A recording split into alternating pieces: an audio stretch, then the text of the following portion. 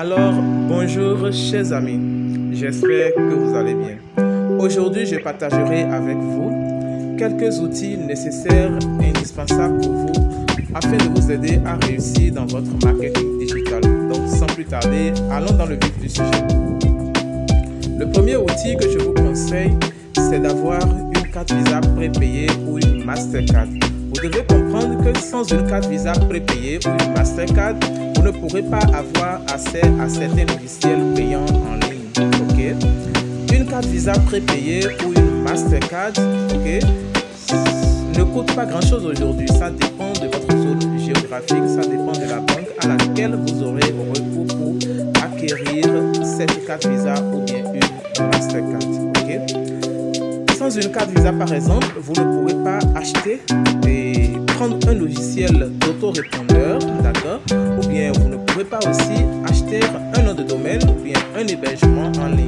Donc, c'est un outil indispensable pour vous aider à payer vos services en ligne. Vous ne pourrez pas aussi récupérer vos fonds, dès que vous êtes payé via PayPal. Parce que quand l'argent descend sur PayPal, il vous faut le virer sur votre carte Visa afin de pouvoir retirer ça dans un guichet automatique. Donc, la carte Visa est indispensable. Voilà. Il y a beaucoup qui me contactent et qui disent « Ah, mais j'ai pas une carte Visa, comment je pourrais prendre l'hébergement ?» Je dis « Mais non, en fait, c'est le seul moyen pour pouvoir acquérir un nom de domaine et un hébergement. » D'accord? Voilà. Le deuxième outil dont vous aurez besoin, c'est un compte PayPal valide pour recevoir de l'argent ou bien voilà, un compte bancaire international. D'accord? Si vous n'avez pas un compte PayPal, il vous sera difficile de vous lancer dans le marketing digital. Par exemple, si vous faites de l'affiliation sur certaines plateformes d'affiliation, vous ne pourrez pas être payé simplement parce que la plupart de ces plateformes payent via PayPal. Il y a quelques rares qui payent via virement bancaire. Et là aussi, c'est un autre problème. Vous êtes d'accord? Donc, si vous êtes en Afrique, il y a beaucoup qui m'ont déjà contacté, que j'ai aidé, d'accord? Je vous mettrai en contact avec quelqu'un au Sénégal. Si vous êtes dans le cas, vous n'avez pas encore un compte PayPal et vous résidez en Afrique, vous pouvez me contacter, je vous mets en contact avec quelqu'un au Sénégal qui vous aidera à créer un compte PayPal valide pour recevoir de l'argent. Parce que le Sénégal fait partie des pays autorisés en Afrique à recevoir de l'argent. Donc, l'ami en question utilisera sa position géographique pour créer un compte PayPal pour vous avec votre adresse et votre pièce d'identité. Voilà. Maintenant, concernant le compte bancaire international, par exemple, si vous voulez faire de l'affiliation sur Amazon ou bien même sur Pimido, vous voulez vendre vos services, on vous demandera votre compte bancaire, les coordonnées de votre compte bancaire. Je prends le cas de Amazon. Si vous n'avez pas un compte bancaire international ou bien un compte bancaire en dehors de l'Afrique, vous ne pourrez pas du tout recevoir votre argent quand vous faites de l'affiliation avec eux. Pour ceux qui sont en Afrique, je pense que je l'ai déjà dit plusieurs fois, et beaucoup se sont inscrits et ont recours à cette banque-là. C'est la banque Wise que je recommande. Il y a aussi la banque Payoneer, mais depuis quelques années, Payoneer n'est plus très sérieux avec ses clients. Voilà. Donc, voilà ce que je voudrais vous notifier. Concernant l'achat des cartes Visa, le prix dépend de votre position géographique. Ça dépend des banques, ça dépend des pays. Donc, je ne peux pas vous communiquer, vous dire un prix fixe. Mais généralement, ça tourne autour de 10 000, 11 000. D'accord? Ça va jusqu'à 20 000 parfois. Pour les Mastercard également.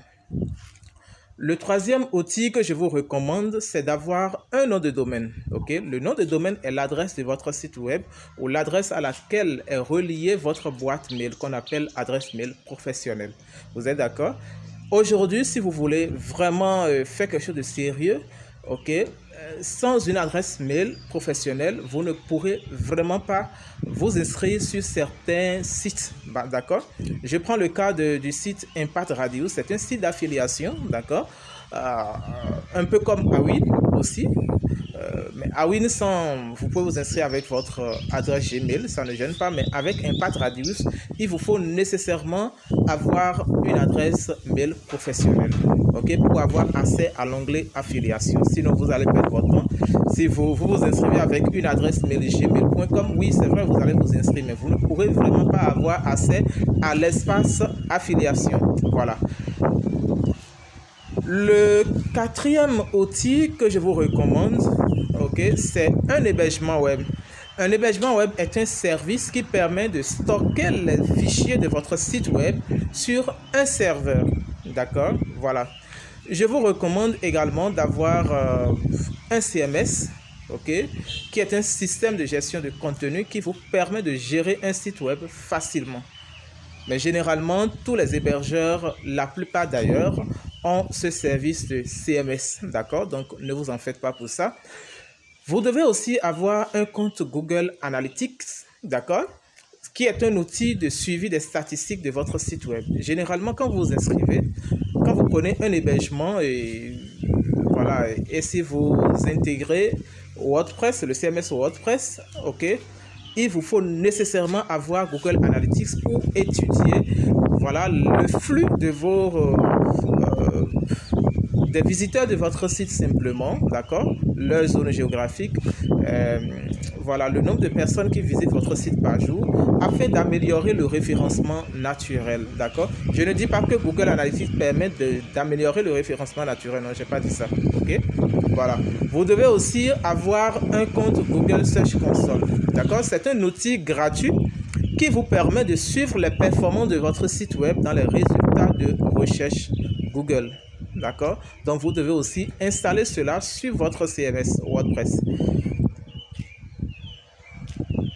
Voilà, donc vous devez aussi avoir l'outil HotSuite, d'accord, vous m'excusez, qui est un outil de gestion des réseaux sociaux qui vous permet de publier du contenu sur plusieurs plateformes à la fois, d'accord. Je mettrai l'écriture, d'accord, exacte en bas de la vidéo, bien sûr, l'écran, quelque part, afin que vous puissiez avoir l'écriture exacte pour pouvoir vous inscrire ou rechercher. Ou je mettrai les liens dans la description de la vidéo pour ceux qui sont intéressés. Je vous recommande également l'outil Trello, un outil de gestion de projet qui vous permet de suivre l'avancement de vos tâches, d'accord. Il est aussi indispensable d'avoir l'outil Slack, qui est une application de messagerie qui vous permet de communiquer facilement avec votre équipe. D'accord? Vous devez aussi avoir un compte Skype, qui est un service de communication en ligne qui vous permet de passer des appels vidéo et audio. Vous devez aussi avoir, voilà, un compte Zoom, qui est une plateforme de vidéoconférence qui vous permet de tenir des réunions en ligne, d'organiser des conférences et aussi des formations en ligne. Ok? Je vous recommande également d'avoir un compte Canva, gratuit ou bien pro. C'est un outil de conception graphique qui vous permet de créer des visuels pour votre site web ou vos réseaux sociaux. Il est aussi nécessaire et indispensable d'avoir l'outil Grammarly, qui est un outil de correction grammaticale qui vous aide à écrire des tests exempts d'erreurs. D'accord? Je vous propose également d'avoir l'outil Dropbox, qui est un service de stockage en ligne qui vous permet de sauvegarder et de partager des fichiers. Ok? Il est nécessaire également d'avoir un compte Google Drive, qui est un service de stockage en ligne similaire à Dropbox. Ok?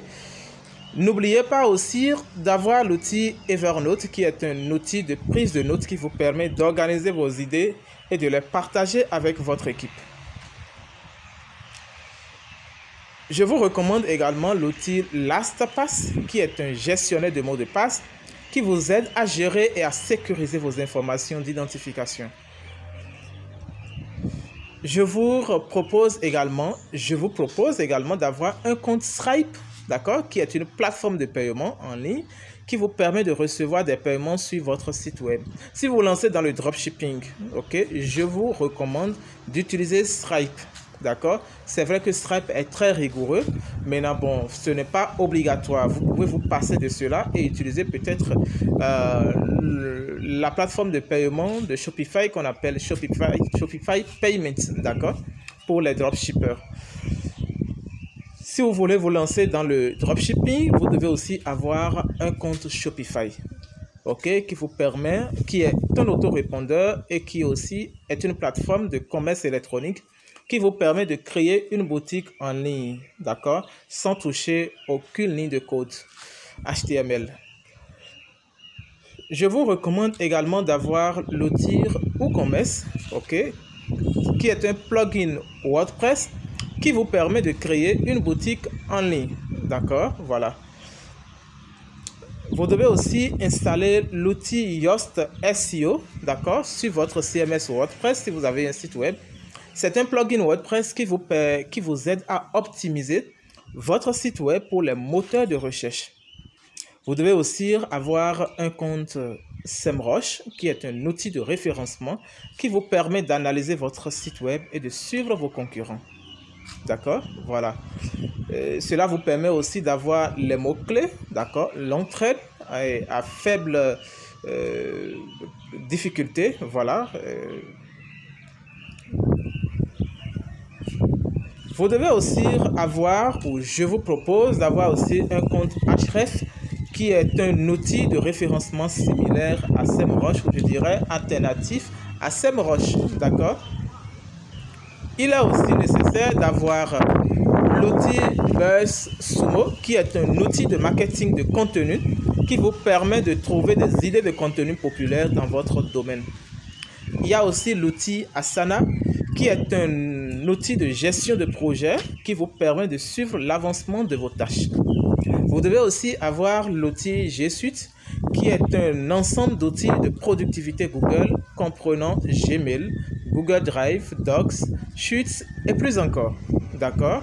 Il y a aussi l'outil Camtasia, qui est un logiciel de capture d'écran et de montage vidéo. D'accord?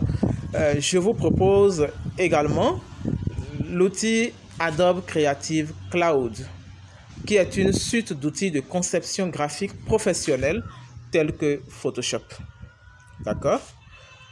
Maintenant, je vais partager avec vous quelques étapes nécessaires, indispensables pour pouvoir réussir dans le marketing digital. Ok?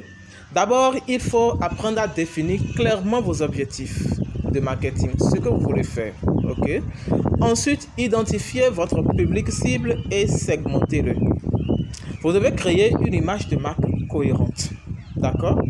Vous devez créer un site web professionnel et mobile friendly, c'est-à-dire un site web qui inspire confiance. Dès qu'on descend sur votre site, il faut qu'on sente votre sérieux à travers votre site. D'accord?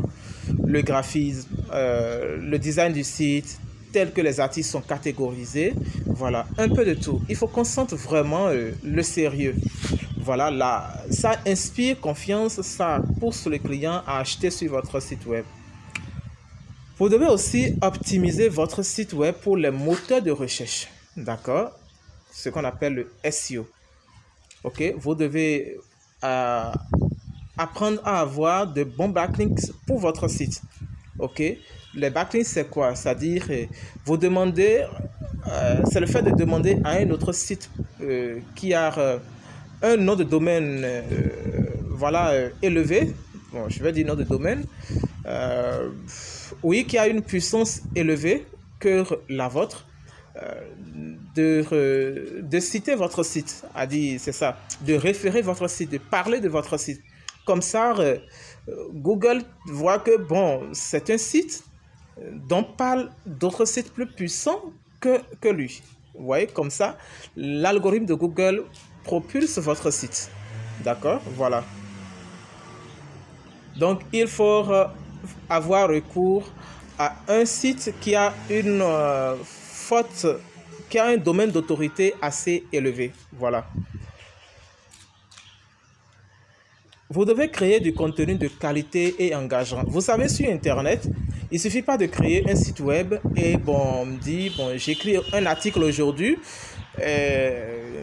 dans un mois, je vais écrire un autre, bien dans 3 mois, je vais écrire un autre. Non, ça ne se passe pas comme ça. Je vous dis comment ça se passe. Dès que vous créez votre site, d'accord, vous installez tout, il vous restera maintenant de commencer à écrire les articles pour décrire les produits que vous vendez. Ok? Il faut apprendre à avoir une fréquence de rédaction. Quand je dis fréquence de rédaction, c'est quoi?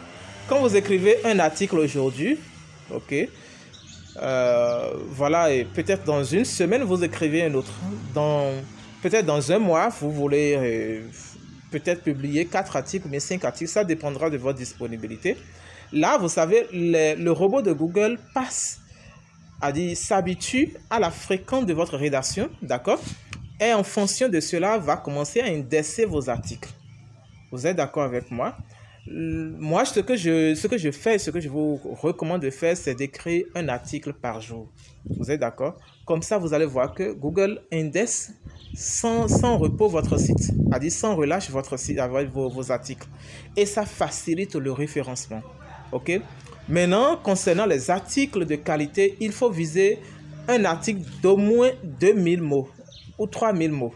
D'accord? Entre 2000 mots et 3000 mots. L'essentiel, c'est d'aller à 3000 mots. C'est facile aujourd'hui d'écrire un article. Avec l'aide de ChatGPT, vous pouvez écrire un article de 3000 mots en 20 minutes.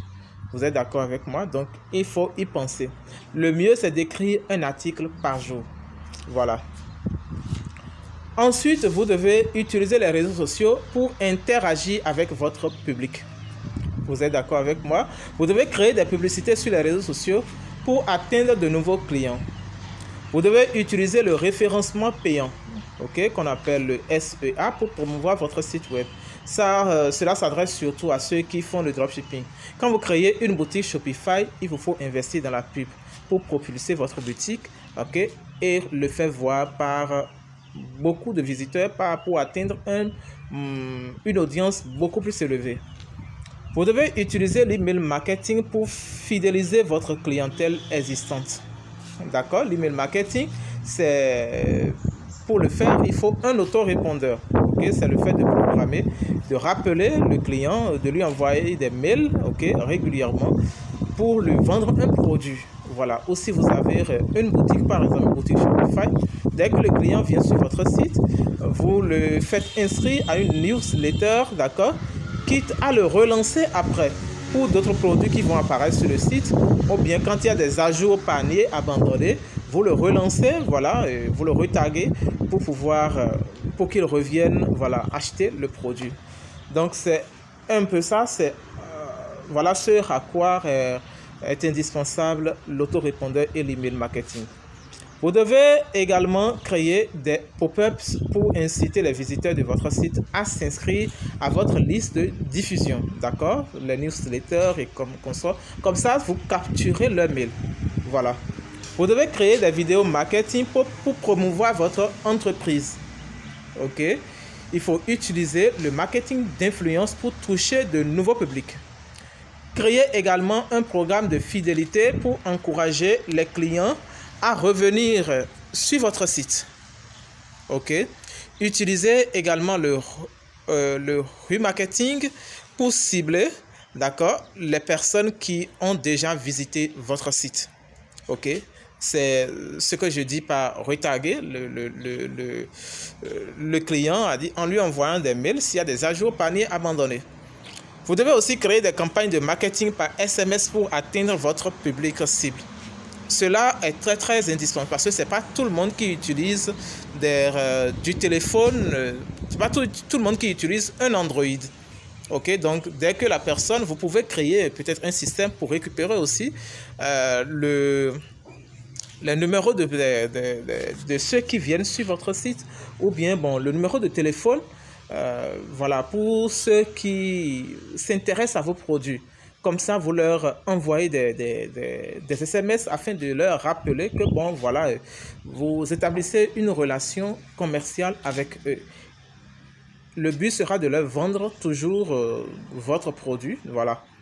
Vous devez utiliser le marketing par courrier direct pour toucher les clients potentiels. Ok? Cela, effectivement, en Afrique, on a perdu cette habitude, ok, d'envoyer des courriers directs. Mais je pense qu'en Europe, c'est toujours d'actualité, hein, je crois bien. Vous devez utiliser également la segmentation pour personnaliser votre marketing. ok? Vous devez utiliser également le storytelling pour créer des liens émotionnels avec votre public. Faites des partenariats pour toucher de nouveaux clients, d'accord? Utilisez des codes de réduction pour encourager les achats. Utilisez des témoignages et des avis clients pour renforcer la crédibilité de votre entreprise afin de faire comprendre à votre public et à votre audience que bon voilà, le produit que vous vendez est un produit de référence, ok, qui a déjà fait preuve auprès d'autres clients qui ont acheté chez vous, ok, ou bien sur votre site et qui en témoignent.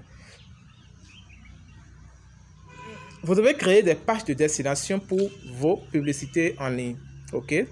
Des pages de destination, si par exemple vous lancez une publicité, ok, vous pouvez mettre des pop-ups ou bien c'est ça, une page de capture afin de capturer leur mail et les relancer après. Vous devez créer un blog pour améliorer votre référencement naturel. Ça, c'est la création de sites, ok? Il n'y a pas une grande différence entre un blog et un site web. Vous devez utiliser des infographies pour présenter les informations complètes. L'infographie, c'est quoi? Quand on parle d'infographie, vous savez de quoi je parle. On dit, bon, voilà, véhiculer une information à travers un graphisme, ok? Voilà. Vous devez utiliser les commentaires et les questions des clients pour améliorer votre entreprise, ok? Il faut toujours répondre aux clients ou bien créer un forum de discussion. Si vous avez un site web, vous pouvez créer un forum de discussion, ok, en bas de votre site web qui permettra aux visiteurs d'interagir, de discuter entre eux à propos de votre produit, d'accord? Vous devez créer des sondages pour obtenir des commentaires de vos clients. Vous devez analyser vos résultats pour ajuster votre service, votre stratégie de marketing. Ok? Et ça, je l'ai déjà dit, il vous faut un compte Google Analytics ou bien, à travers Google Search Console, vous pouvez étudier l'influence de votre stratégie marketing afin de vous améliorer. Vous devez aussi utiliser des vidéos en direct pour interagir avec votre public. Ok? Cela est très très important pour que les visiteurs de votre site ou bien votre public, votre audience, votre communauté puissent se sentir, dans une relation de confiance, ok, et être plus proche de vous, bien vous êtes plus proche d'eux. Voilà, ça les motive et ça crée un lien d'engagement émotionnel entre vous deux. Vous devez créer des offres spéciales pour encourager les achats, d'accord? Un bonus, ok, pour quelqu'un qui achète peut-être un lot de paquets d'un produit, vous lui ajoutez peut-être un autre produit en guise de remerciement, ok, histoire de l'encourager et à le faire revenir après. Vous devez utiliser les concours des jeux, d'accord? Vous m'excusez beaucoup. Voilà.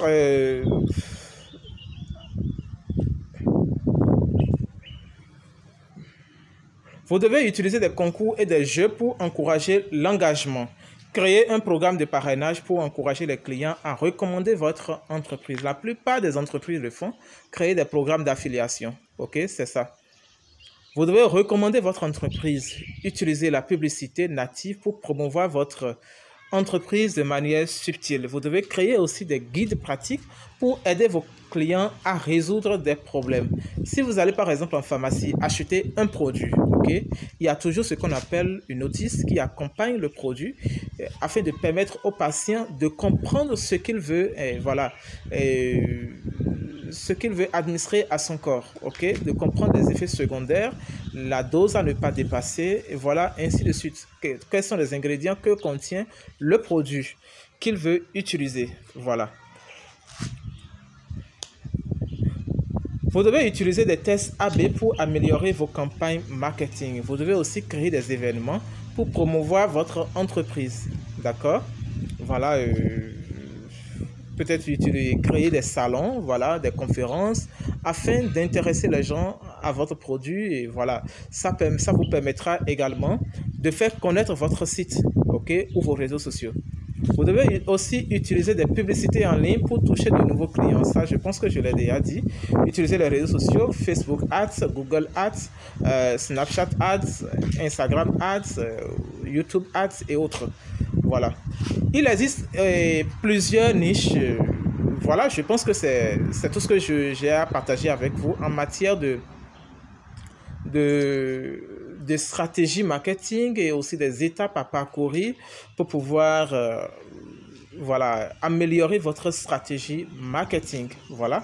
Donc, dans une autre vidéo, je partagerai avec vous les niches, ok, qui ont un CPM élevé pour les créateurs de contenu. Ok, si vous voulez vous lancer sur YouTube, voilà, il ne suffit pas de vous lancer comme ça pour espérer avoir un CPM élevé quand votre chaîne sera monétisée. Donc, nous allons étudier cela dans une autre vidéo. Donc, voilà un peu ce que j'ai à partager avec vous dans cette vidéo. Si vous avez aimé la vidéo, likez-la et puis bon, voilà, abonnez-vous si ce n'est pas encore fait. Parce que désormais, chaque jour, je partagerai au moins 1 ou 2 vidéos, jusqu'à 3 peut-être, pour me sentir beaucoup plus proche de vous. Ok? Merci et à très bientôt.